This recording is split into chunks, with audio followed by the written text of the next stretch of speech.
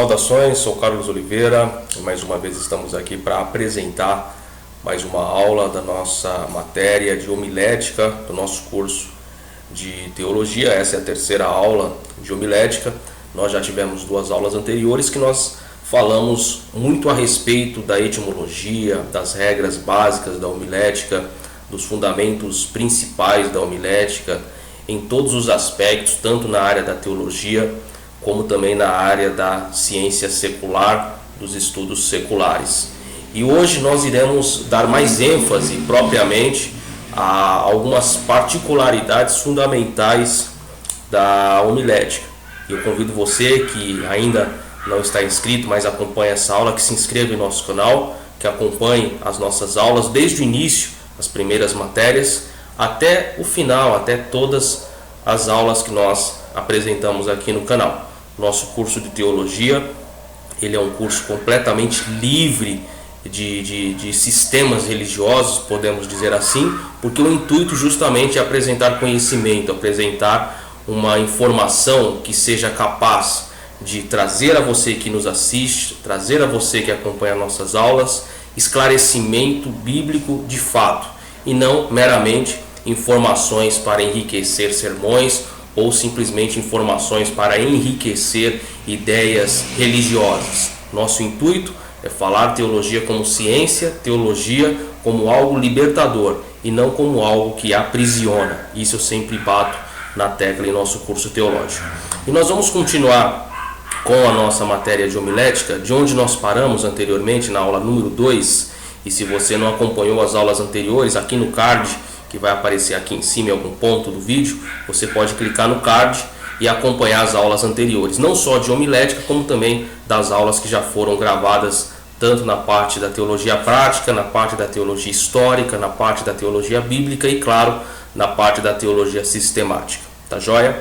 Você que já é inscrito, divulgue o canal, apresente o canal para outras pessoas também, e aproveito também para lembrar a você que nos acompanha que nesse mês de fevereiro, que está sendo gravado essa aula de 2021, nós estaremos lançando o meu quarto livro, Hermenêutica. Então você que acompanha o nosso curso e você que gosta de estudar, não deixe de adquirir o nosso curso de Hermenêutica. Na descrição tem os contatos, telefone, e-mail, e você pode fazer o seu pedido, lembrando que o frete é grátis para todo o Brasil. Tá joia? Vamos lá. Na nossa aula anterior, nós, como disse, falamos muito da questão da etimologia, dos aspectos fundamentais, das ideias principais da homilética propriamente. E hoje nós iremos falar de algo mais intrínseco, mais representativo na homilética, mais importante na homilética, podemos até dizer assim, que é a parte de retórica, a parte da oratória e parte da eloquência, que são fundamentais para todo aquele que faz uso da palavra, que trabalha, que tem a palavra, a voz como ferramenta de trabalho. E para nós não perdermos tempo, para nós ganharmos esses minutos que nós temos, até para também não ser uma aula cansativa a você que nos assiste, porque nosso interesse também é que você acompanhe todas as aulas até o final, escreva, argumente, deixe comentários também e dúvidas para que possamos, na medida do possível, esclarecer. Então é fundamental que você acompanhe todo o vídeo até o final, esteja conosco e deixe aí as suas opiniões e seus comentários. Ligada à homilética, então, aparecem três termos muito relacionados entre si, que mais distintos quanto ao significado que eu acabei de dizer, que é a retórica, a oratória e a eloquência. E na medida do curso nós vamos definir as seguintes ideias ou seguintes termos de forma separada. Com relação à retórica, o surgimento da retórica ele se deu na Grécia, na época clássica. Com este surgimento apareceram os sofistas, que ensinavam aos jovens, e tantas outras classes, principalmente do período helenístico, podemos assim dizer. A retórica era a prática que estava ligada ao judiciário e ao direito, enquanto instrumento usado nos tribunais para prevalecer a causa considerada mais justa, ou seja, Por mais que a gente tente ligar a homilética ou parte da homilética, por exemplo, com uma retórica a algo estritamente religioso ou teológico, na verdade a sua composição ela é mais utilizada nas áreas de direito, nas áreas jurídicas. Então você que estuda direito provavelmente já ouviu ou irá ouvir muito sobre a homilética e a importância da homilética, e dentro da homilética essa parte principal que é a retórica.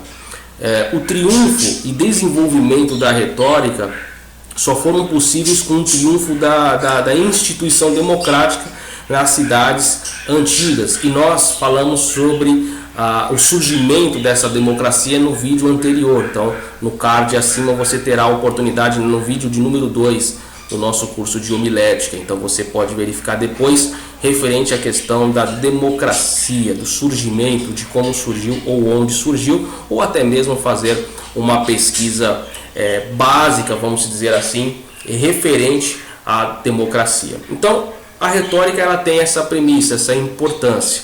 Repetindo, ela é utilizada para como ser um contra-argumento, né?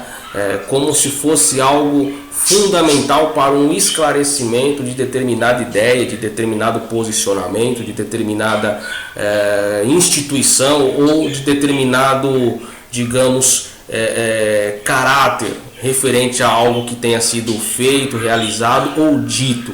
Então a retórica ela tem essa importância. É a primeira parte ligada à homilética, retórica.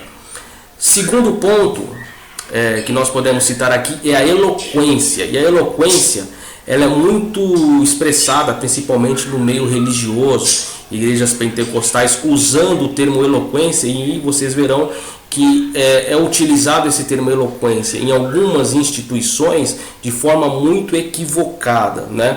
Como escrito, eloquência é a faculdade natural de operar sobre o espírito, o coração e a vontade por meio da palavra, né? É a maneira de expressar aquilo que está interno, aquilo que você adquiriu, aquilo que você aprendeu, conhecimento agregado em você, você solta através dessa eloquência, através do meio da palavra, né?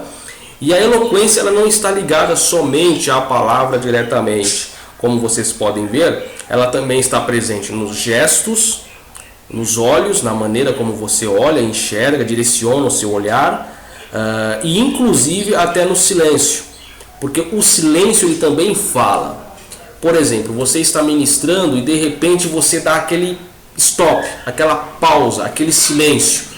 Aquele momento de silêncio ele também é significativo, porque é nesse período de silêncio que você que fala dá a oportunidade daqueles que estão ouvindo a sua mensagem de se manifestar com relação àquilo que você apresentou, de se manifestar efusivamente referente àquilo que você trouxe, da mensagem que você apresentou, de que você trouxe àquela determinada comunidade.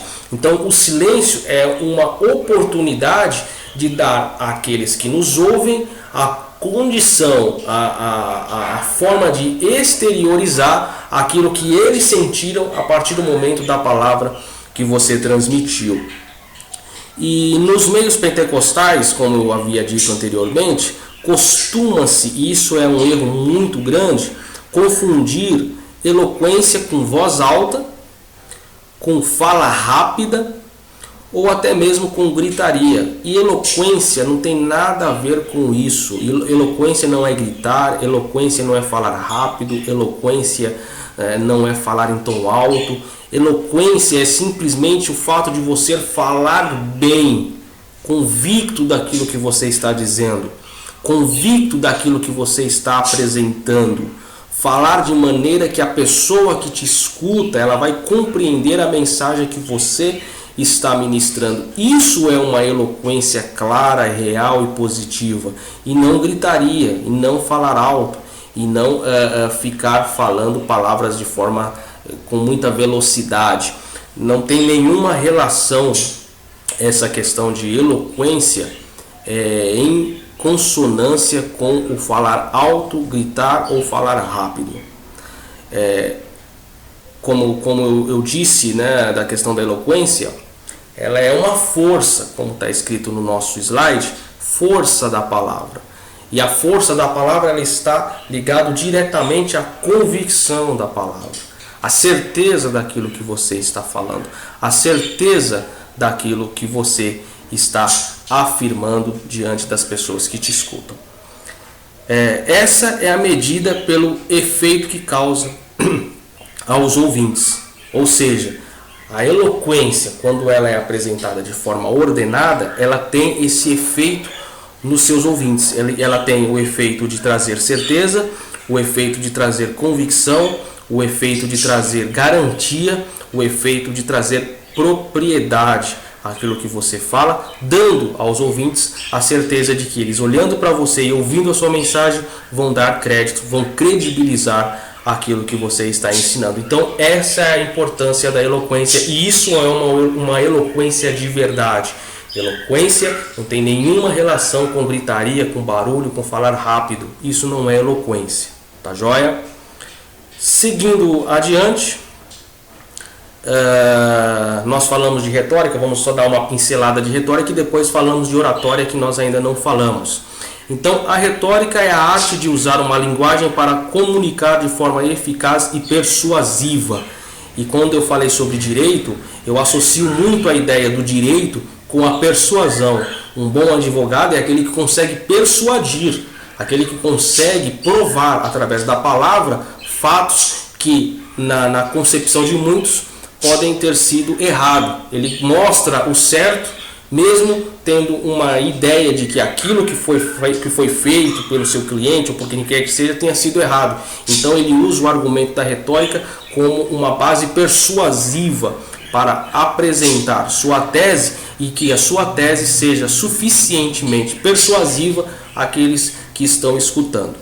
É o estudo teórico das regras que desenvolvem e aperfeiçoam o talento natural da palavra, baseando-se na observação e no raciocínio. Essa é uma ideia característica da retórica. A oratória é a arte de falar em público de forma estruturada e deliberada, com a intenção de informar, influenciar ou entreter os ouvintes. E cá para nós aqui, no meio evangélico, há mais entretenimento do que informação e influência, né? A ideia da informação, ela é válida porque você leva conhecimento, você transmite conhecimento. A ideia do influenciar traz também a ideia de que o seu conhecimento, com a sua bagagem, você consegue influenciar outros a buscarem conhecimento como você buscou e você atingiu. E o entretenimento, infelizmente, é o que é mais comprado na religiosidade de hoje. As pessoas compram mais uma mensagem como um animador de palco do que como um pregador de fato. E hoje existe mais entretenimento nos púlpitos do que de fato conhecimento. As pessoas querem mais apresentar do que falar de Deus. Apresentar Deus de forma artística, de forma, digamos, como um cinema, um circo, né? Uma apresentação, uma peça. E não é isso. É informar, é influenciar positivamente, né? Tem uma reflexão que um amigo postou, inclusive ele segue também conosco aqui no canal, que José do Egito influenciou o Egito, mas não foi influenciado pelo Egito, né? Já pensou se José fosse um popstar e queria apenas entreter os egípcios? Onde que ficaria a sua credibilidade, que é o que eu falei anteriormente? A credibilidade. Um bom pregador, ele passa credibilidade. Um bom pregador, ele passa confiança, certeza daquilo que ele está falando. Ele não inventa fantasias, ele não cria teses de púlpito naquele exato momento, mas ele fala baseado naquilo que ele estudou, naquilo que ele pesquisou, naquilo que de fato é fato. Então isso é importante. Bom, e dando continuidade, né? A oratória refere-se ao conjunto de regras e técnicas adequadas para produzir e apresentar um discurso e apurar as qualidades pessoais do orador. Na oratória, como em qualquer forma de comunicação, existem 5 elementos básicos a considerar, muitas vezes expressos como quem diz, o que, a quem, por que meio, com que efeitos. Nós falamos um pouco sobre isso, e você pode verificar também aqui nos cards que aparecem no seu vídeo. Nós falamos dessas particularidades na matéria de hermenêutica. Então, se você não acompanhou, volte depois algumas aulas e assista o vídeo de hermenêutica. O propósito de falar em público pode variar da simples transmissão de informações à necessidade de motivar as pessoas a agir ou simplesmente contar história. E é aquilo que nós falamos um pouco acima, né, no vídeo, né, sobre informar, influenciar e entreter. Transmitir informação é fundamental. Nós temos que informar as pessoas, trazer a verdade através do conhecimento às pessoas, motivar as pessoas, influenciar as pessoas, trazer às pessoas as razões pelas quais Cristo morreu por nós e as razões pelas quais nós podemos servir a Ele com alegria. Agora, o que mais existe são contadores de histórias, que são os entretenimentos. E nós temos muito contadores de história nos púlpitos por aí. Os bons oradores devem ser capazes de alterar as emoções dos seus ouvintes e não apenas informá-los. Então, uma característica fundamental, irmãos e alunos que nos assistem, é que a homilética ela tem um poder muito grande, né? Porque ela te dá as ferramentas necessárias para que você expresse de forma convicta aquilo que você acredita. E é por isso que nós temos que levar em consideração todas as suas particularidades. Quando eu falo da questão do informar, do influenciar ou motivar e o entreter ou contar história, não é uma brincadeira, é uma coisa séria. E nós vivemos nos dias atuais, uma inversão de importâncias, de valores e de objetivos e de foco no meio evangélico, religioso, seja qual for, que o entretenimento, o contar histórias, ela é mais importante que informar verdades, que transmitir verdades de fato. Então nós temos que tomar muito cuidado. Lembra dos imitadores que eu também falei, está aqui no card acima, os imitadores que eu falei em vídeos anteriores também da aula de homilética. Nós temos que tomar muito cuidado com essa questão, porque nos dias de hoje está bem complicado mesmo.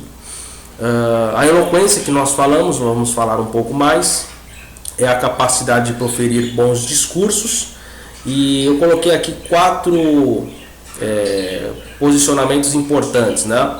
Também pode ser sinônimo de oratória e retórica. A filosofia aborda a eloquência como a arte de falar bem, o que eu já falei anteriormente, e não de falar de forma errada ou gritando ou rápida, né? Então é a arte de falar bem, de conseguir expressar um ponto de vista ou ideia de forma exímia e competente, ou seja, com verdade, com garantia, com convicção e certeza daquilo que está falando. A eloquência também pode estar relacionada com a expressividade, sendo uma forma de entusiasmar ou despertar emoções no seu público, e muitas pessoas usam bem a eloquência, principalmente alguns pregadores midiáticos, de trazer emocionalismo aos seus ouvintes, o que também é muito perigoso. E alguns autores indicam que a eloquência é um dom que nasce com algumas pessoas, que tem um carisma natural, uma presença e forma de falar que cativa as outras pessoas. E isso é verdade. Tem pessoas que você consegue ouvir o dia inteiro, tem pessoas que você não consegue ouvir 5 minutos, porque ela não transmite garantia, não transmite certeza, não é convicta naquilo que está falando, não tem a certeza daquilo que está falando. Então é importante nós levarmos em consideração que isso também é um dom que alguns têm e outros não, ou desenvolvem na medida do tempo. A eloquência é a parte que trata da propriedade, disposição, elegância das palavras. Falar bem atrai a atenção dos ouvintes, convencendo-os pelo uso da linguagem. Portanto, a eloquência, afirmo novamente, significa o ato de falar bem.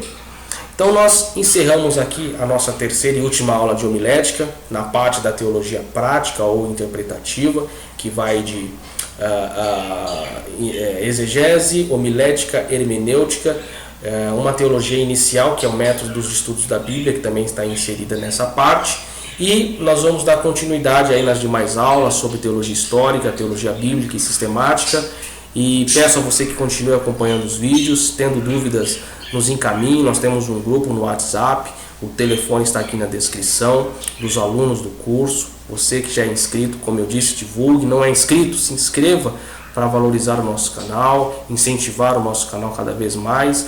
E acima de tudo, buscar conhecimento. Anotem as referências, anotem os pontos que vocês julgarem importantes.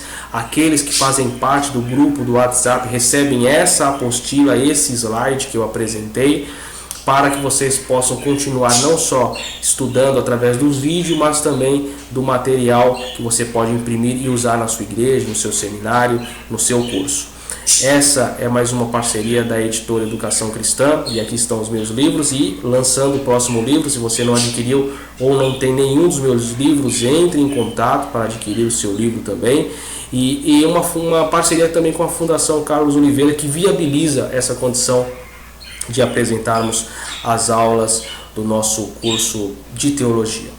Que Deus possa abençoar a cada um, continue conosco nas demais aulas e, tendo dúvidas, estamos à disposição. Deus abençoe a todos.